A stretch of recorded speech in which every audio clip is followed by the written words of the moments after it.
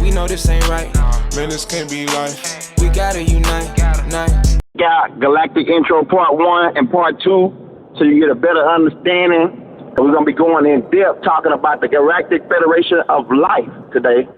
We're also going to be talking about these other federations and government structures in your galaxy, such as the Galactic Republic, right? And the Galactic Federation of Light, right? Which is the Pleiadians as Star Command's set up. So those are who are confused, right? Because how you gonna say you're a Galactic Federation of Light? Only makes up 1% of the universe. Understand that. So that's a scheme. That's a trick within itself. Okay. So we're gonna be talking about that today. Like I said, if you come into the class late, go check out Galactic intro part 1, part 2, so you can get this extreme mathematics down, because we're dealing in light years here. And like we say, light years is 6 trillion miles, the distance light travel in a year.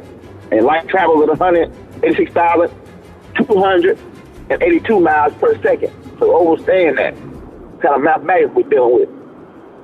And before we go in talking about the Galactic Federation of Life, we want to get you an understanding on the time sequence that we're dealing with here, because understand that your planet orbits around your sun, and let you know a little secret. Your system is getting ready to be really is already a binary, but it's getting ready to be a tri soon, and we'll get into that later too at a later show. But we're going to talk about today about time in reference to light. Because then when we go into that, we're going to go into the Galactic Federation. But we want to talk about time in reference to light. For instance, your planet rotates around your sun at around 365 days. It makes one complete orbit around the sun. Also, it spins on its axis, 23 degrees and some change axis, right? And it takes 24 hours, right? And if you get the mileage of your planet, we're dealing with extreme mathematics here. So understand that. If you get the mileage of your planet, which is 24,800 and some change, right? Well, 24 and some change, and you divide that by 24 hours, right? Divide the mileage of your planet by 24 hours, you get the speed, right? The speed of your planet and how fast it's rotating, which will come up to about 1,037 and 1/3 miles per hour. Okay? There were bees in 1930 dropping this information. Brothers like Elijah Muhammad and the 5% of these brothers was dropping this type of sign. Extreme mathematics, you understand what I'm saying? So if you get the mileage of how fast your planet rotating, your planet right now, you're sitting on a planet that's rotating 1,037 and 1/3 miles per hour. That's fast, man. But not that fast, but that's fast. If you used to driving about 70 miles on the interstate in your car, versus the planet you own rotating 1,000 miles an hour. Man, come on now. That's pretty fast. But we're going to get into that. Okay? But we're dealing with time here. The sun, it takes 365 days for your planet to rotate around. But now, for instance, if your planet was closer, like Venus, right? Venus has a shorter year span because it's in a shorter orbit. Versus Mars, right? Mars, 1 year could be around 480 days of your time. So you understand, what we're dealing with when we're talking about time here. Because some galaxies, their time frame is different based on how many suns they got and based on the distance of their planet from that sun or those suns. So understand that some people might have 1,000 years for one day. Some people might have, 72 hours for one day. Some people might have 24 hours like us. Some people might have for one day, they might have 3,000 years for one day. Or some people probably may base their time frame off of the galactic year, which is the time your galaxy rotates one complete time. Which they have on record 250 million years it takes the Milky Way to rotate, but it's actually 360. So we'll clear that up. 360 years. 360 million years to make one spin, your galaxy, which is 1 year. But then if you're coming from another galaxy, like the 19th, right? They have 1 year, which they call an AM, right? AM, which is 25,000 and some change, the time frame. So you're dealing with different time frames based on the distance of the star from where you live. But like I say, how would you calculate time when there's no light? I'm going to be getting into that. So we just want you to understand when we talk about time and the frame. So when I talk about these beings and them beings, they may have a different time frame than the other beings. Also, the gravitational pull on certain planets is stronger. For instance, on Venus, the gravitational pull is a little stronger. So 200 pounds on Venus will be equivalent to about 800 pounds on Earth. Understand that. So the beings coming from there, they'll be a lot stronger. Because they'll be lifting 800 pounds here, be lifting 200 pounds on their planet. Understand that. On certain planets, the gravity is very heavy. Understand that. Such as the Conehead planet, right? The Conehead called a Teru, right? The Teru, these Conehead beings, right? They made a movie about them, labeled it as comedy. So in turn, you was live. If anybody who come and talking about it, right? We're gonna dispel that because they playing games. They hide this thing right in your face. Well, these Coneheads come from a place from the Andromeda, right? And on their planet, the gravity is very stronger than it is here. So when they walk, they shuffle. Let's make it watch the movie. You'll see it. They shuffle. They shuffle their feet when they walk. And the reason why they do this is because of the gravity. Where they come from is a lot stronger than here. And these people will be pretty strong. If you go back and look at the movie, he picked up a damn car in the movie. And did a couple more things. Ripped the damn top off a dude's car. These guys are strong due to the gravity and the type of sun they live under. So we're going to be getting into all that too. But we want to go ahead, because we ain't got much time, we want to talk to you about the Galactic Federation of Life, which is a government structure, right, that maintains and create and repair a whole list of shit that we do. We got a military structure similar to what you have down here.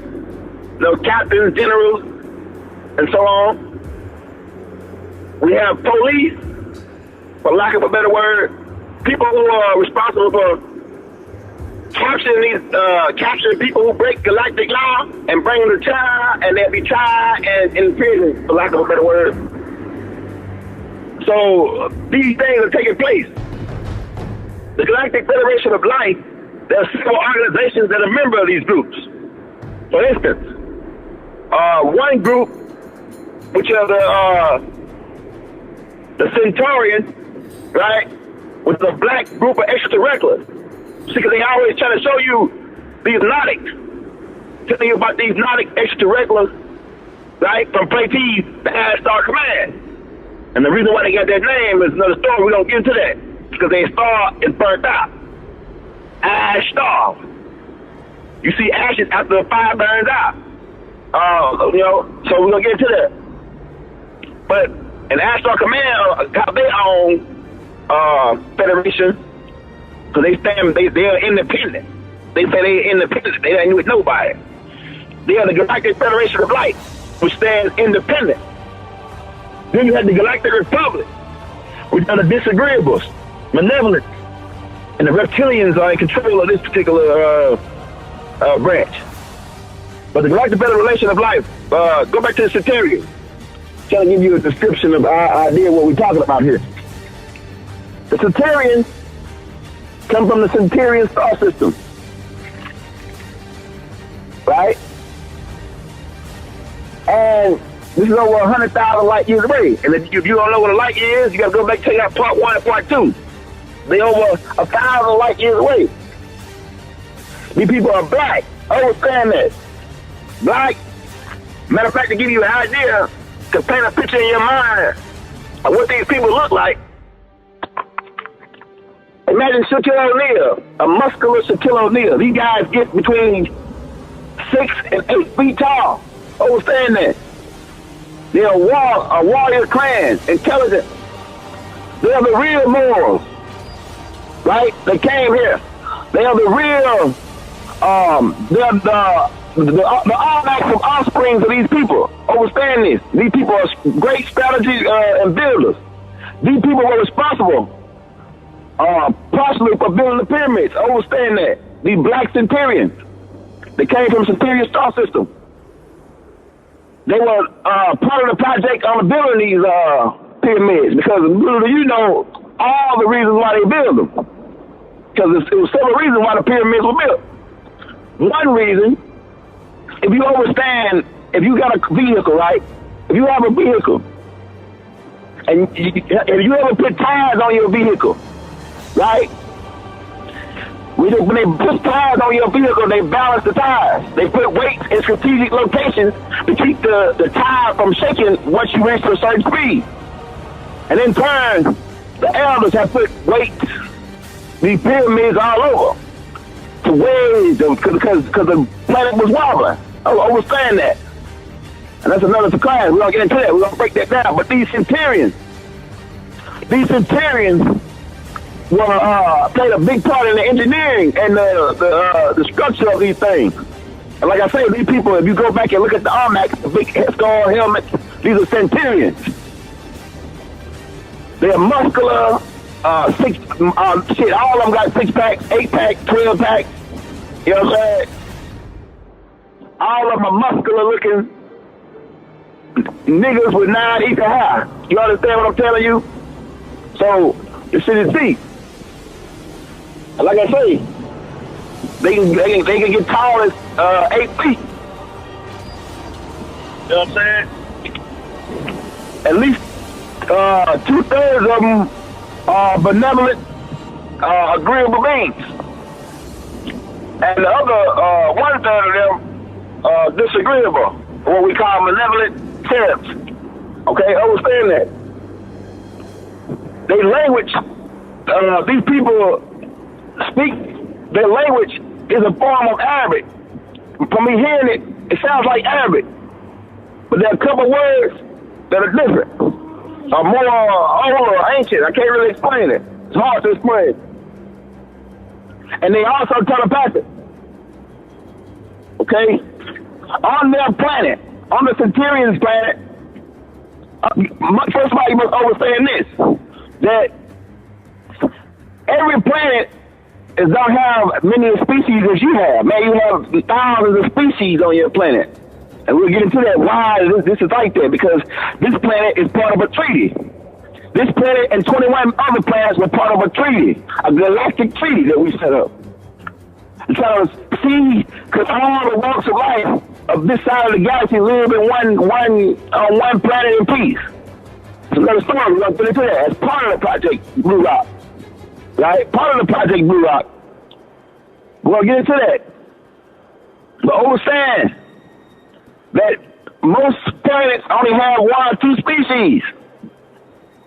And at least 75% of all the species and planets that are inhabited, people live on the center of their planet versus the surface.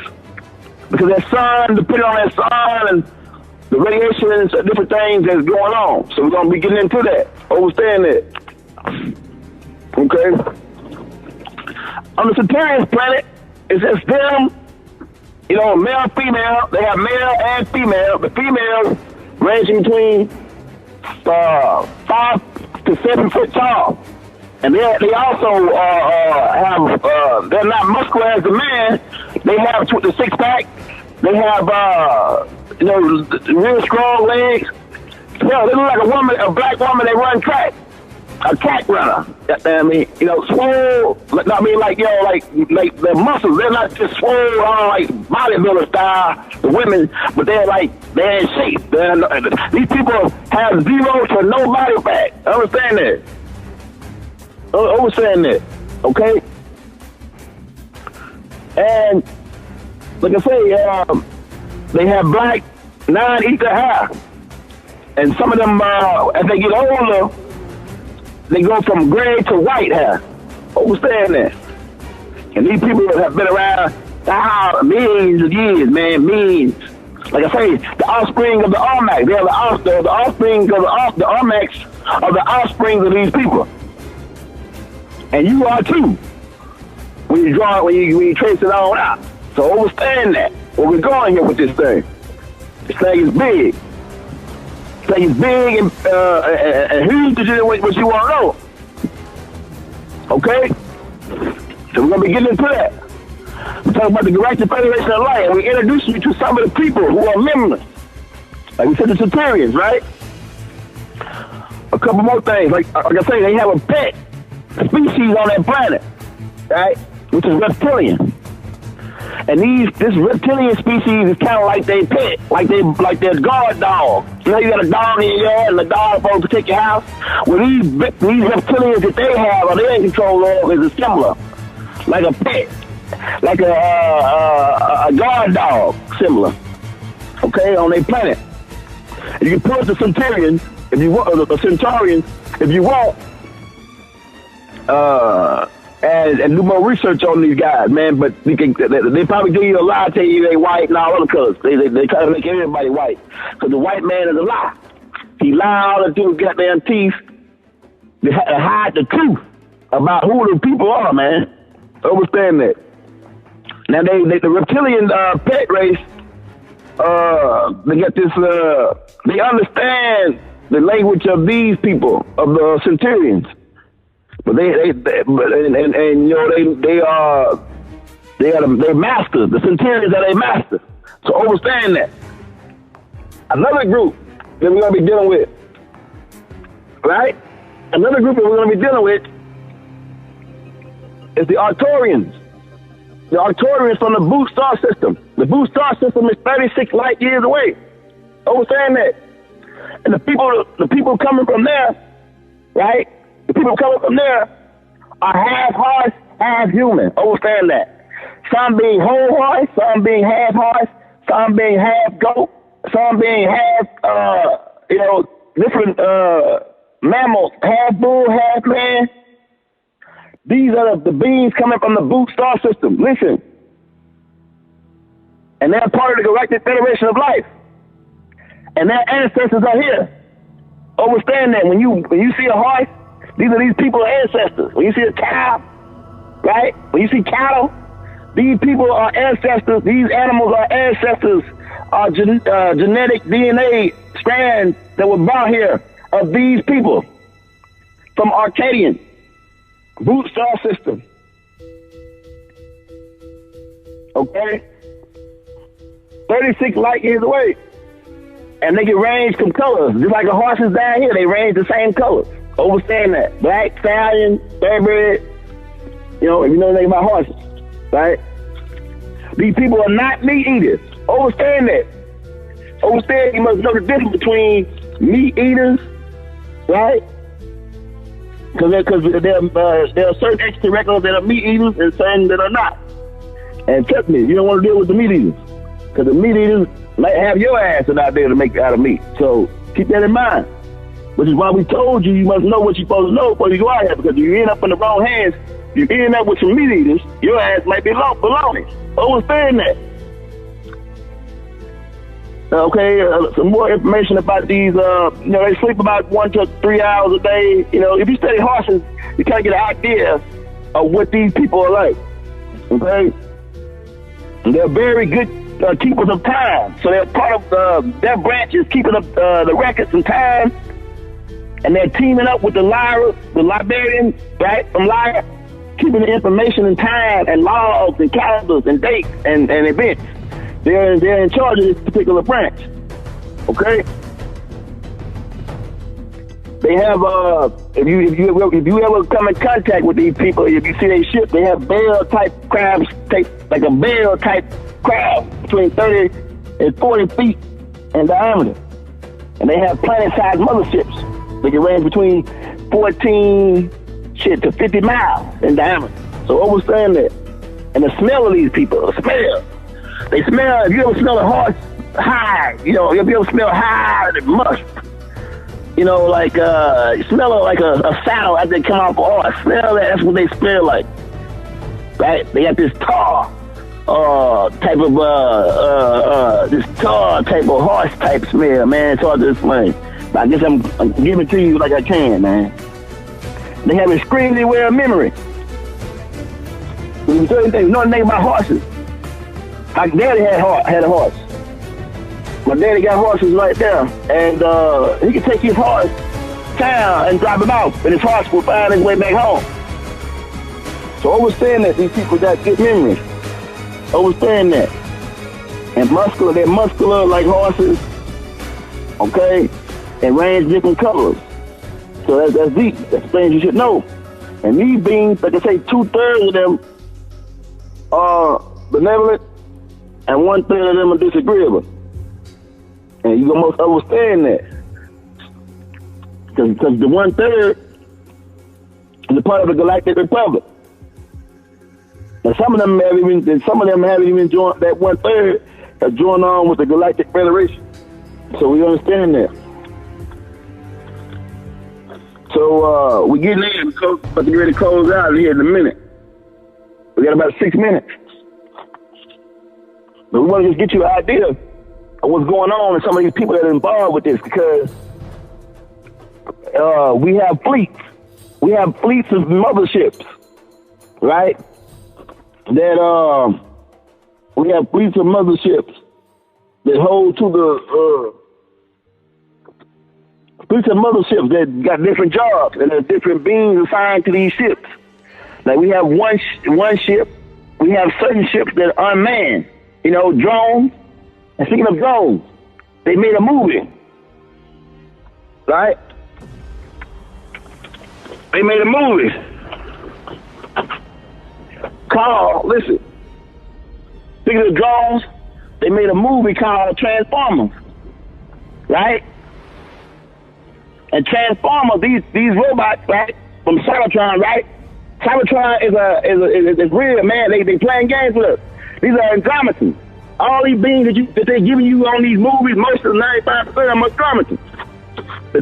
The Transformers come from Andromedans. Where we get the word, right? Android from. Think about it. Andromedans. Okay? So we're gonna make this clear. The technology that you got, that you're talking about, that you listen to right now, the phone, the computer, the Andromedans were part of this. This was part of their creation.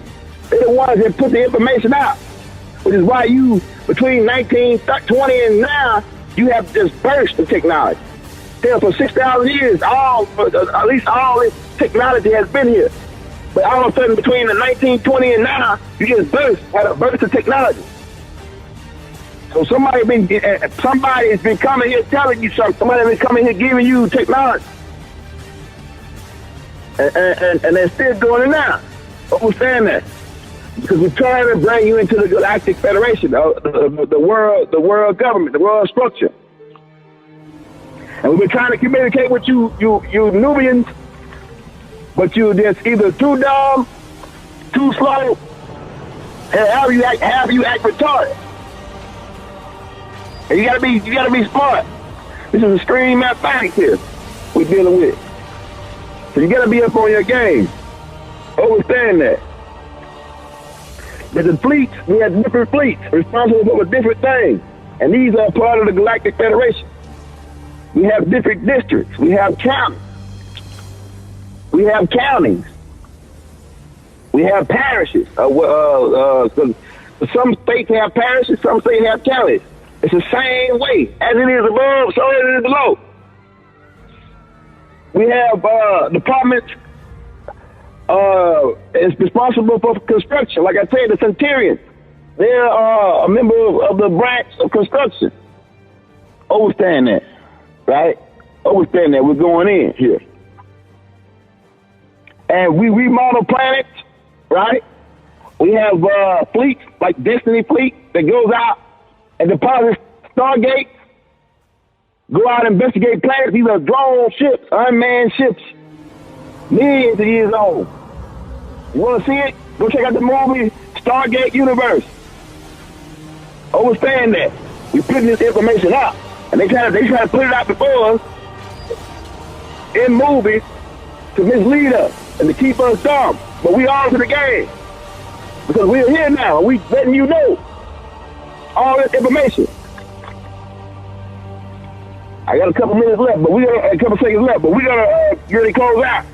But we're gonna tune in tomorrow for part 2. Right?